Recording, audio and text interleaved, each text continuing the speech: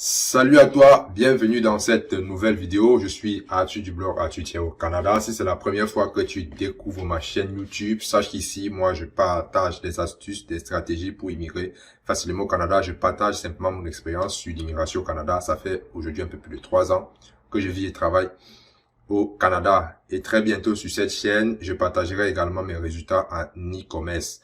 Donc, si l'une de ces thématiques t'intéresse, je t'invite à faire deux choses. La première des choses, c'est de t'abonner à cette chaîne, d'activer la cloche de notification pour être informé des vidéos que je publie hebdomadairement.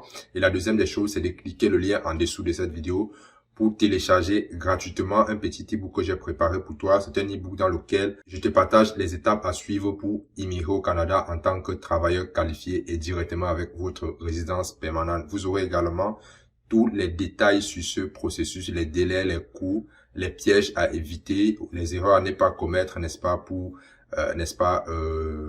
reprendre certaines étapes de la procédure. Donc, si tu es intéressé à émigrer facilement au Canada en tant que travailleur qualifié, clique sur le lien en bas de la description et télécharge rapidement ce petit e-book.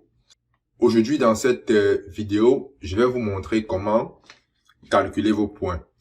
J'ai fait une vidéo, vous pouvez cliquer sur le petit i pour voir la vidéo où moi je vous montrer comment déterminer votre admissibilité.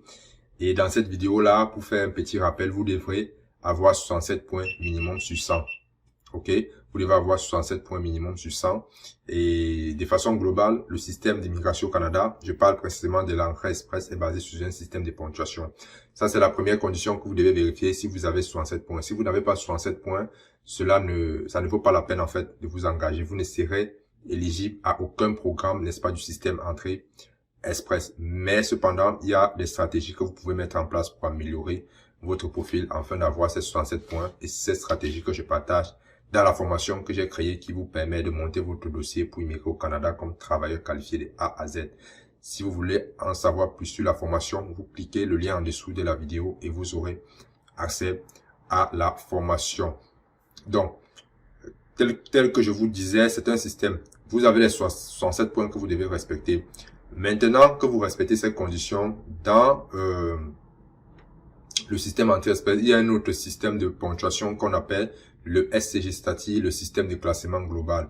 C'est un système de ponctuation qui prend en compte d'autres caractères, d'autres critères que nous allons voir. Je vais vous montrer ça sur mon ordinateur et ensemble, on va prendre un cas pratique. On va calculer, n'est-ce pas, les points pour que vous voyez comment ça se passe, pour que vous également, vous puissiez, n'est-ce pas, calculer vos points pour voir si vous êtes, n'est-ce pas, éligible ou pas, pour voir quel est le nombre de points que vous devez avoir pour immigrer au Canada si vous voulez lancer, si vous voulez également vous lancer dans cette aventure, n'est-ce pas, en solo.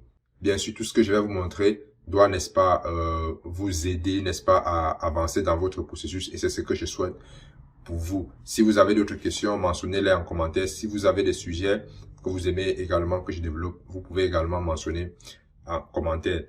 Donc, je vais vous amener sur mon ordinateur. Je vais vous montrer tout ça de façon claire, de façon pratique, n'est-ce pas, pour que vous compreniez comment ça se passe. Donc, on se retrouve sur mon ordinateur pour voir tous ces éléments en détail. Nous voici donc devant mon ordinateur. Comme je l'ai mentionné en début de vidéo, au cours de la vidéo, face caméra, vous voyez ici on a le système de classement global. Ok, immigrants qualifiés, entrée express.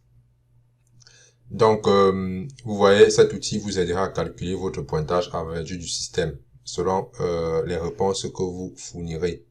Le système est un système de points grâce à votre profil. Ok, c'est vraiment en fonction de votre profil qui va prendre en compte vos compétences, vos études, vos compétences linguistiques, votre expérience professionnelle et d'autres facteurs. Donc, vous devez vous servir de cet outil si vous êtes admissible à au moins un programme visé par l'entrée express.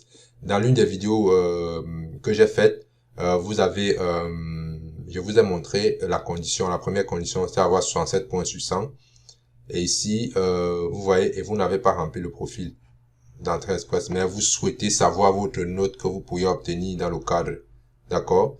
Ou vous avez été invité à présenter une demande et vous souhaitez voir si un changement de votre profil pourra modifier, avoir un incident, ainsi de suite. Donc, on va aller directement, on va prendre le cas, on va prendre deux cas. Dans un premier temps, on va prendre un célibataire, ok, quelqu'un qui voyage seul, et voilà, qui est diplômé, il a un diplôme de master, ok.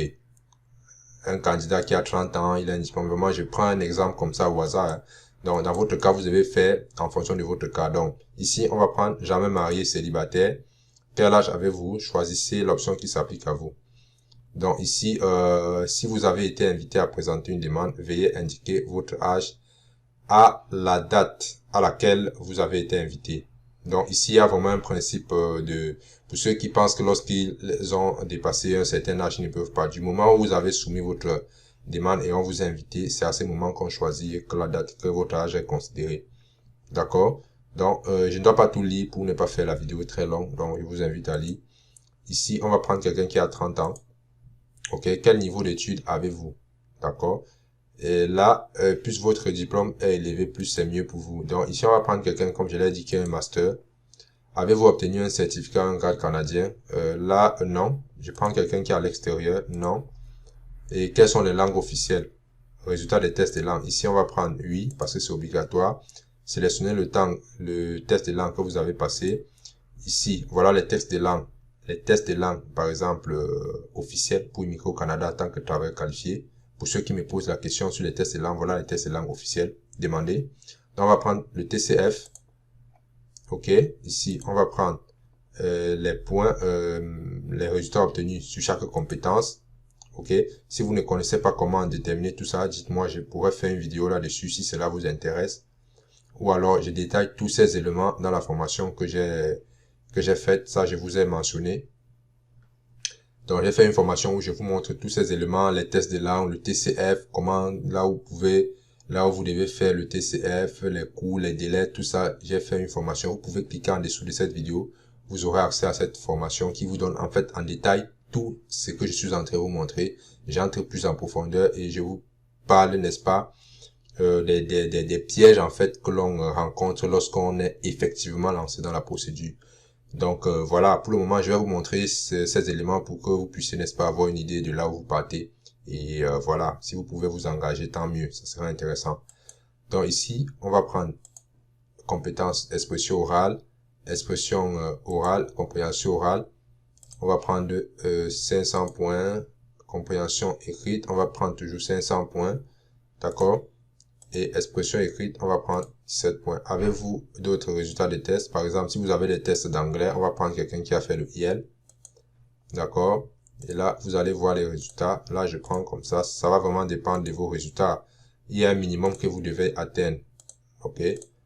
Mais là, je prends, c'est juste pour vous montrer. Avez-vous de l'expérience de travail? Et voilà, les exigences au niveau de l'expérience de travail.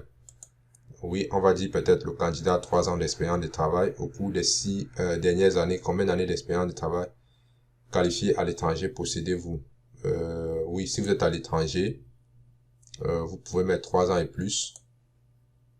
Possédez-vous un certificat de compétences d'une province, d'un territoire canadien? Non. Là, je prends vraiment le cas de quelqu'un qui est à l'extérieur. Donc, avez-vous une offre d'emploi valide au Canada? Si vous avez, vous mettez oui. Mais là, dans le cas, je prends non. Avez-vous un certificat de désignation de province? Non. Est-ce que vous avez... Bref, ici, on demande si vous avez un membre de la famille au Canada qui est âgé de plus de 18 ans. OK. Est-ce que vous avez... est-ce que vous ou votre époux conjoint de fait, si celui-ci vous accompagne, avez un frère ou une sœur habitant au Canada qui est citoyen ou résident permanent? On vous dit ici, remarque pour répondre par l'affirmative. Le frère ou la sœur doit être âgé de 18 ans ou plus, être lié à vous ou à votre époux. De fait, par le sang, par le mariage, par une union de fait ou par adoption. Avoir un parent en commun, ok, avec vous ou votre époux conjoint. Le frère, une frère ou une sœur est liée par vous, par le sang, l'adoption, le mariage, ok, d'accord. Donc ici, on peut mettre ici non, ok, on prend vraiment le cas de quelqu'un qui, voilà. Ici, on peut calculer vos résultats. Vous voyez vos résultats, ça vous donne en fonction des critères de sélection. Vous voyez, ici, vous avez 501 points. OK. Là, vous avez 501 points. Et voilà le nombre de points que vous avez dans ce cas. OK. Donc, Voilà, c'est comment est-ce que vous pouvez déterminer le nombre de points que vous pouvez avoir si vous vous engagez dans ce processus, ok? Donc, c'était tout pour cette vidéo. Si vous avez des questions, vous pouvez me les poser. Là, ça me ferait vraiment plaisir de vous répondre.